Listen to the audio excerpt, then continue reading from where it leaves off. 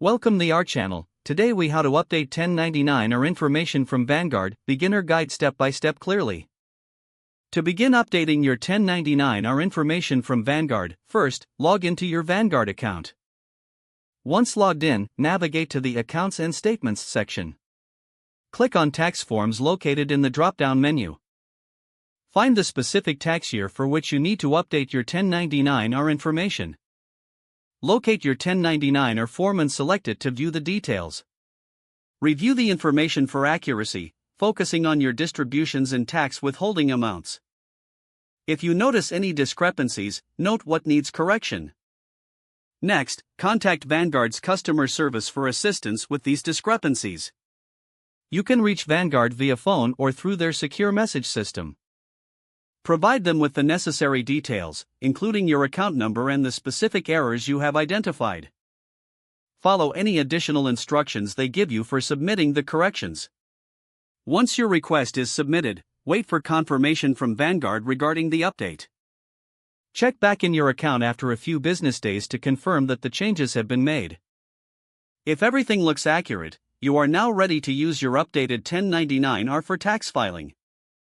If you still see errors after following these steps, don't hesitate to reach out to Vanguard again. Ensure you keep a record of all communications for future reference. If the page does not load, refresh the browser or try again in a private or incognito window. Make sure you are using the correct email address, then retype it carefully to avoid small typos. If your password is not accepted, use the reset option and create a new strong password you can remember. Check your spam folder for verification or security emails, then complete any requested confirmation steps. Enable two-factor authentication if available to improve account security and reduce unauthorized access risk.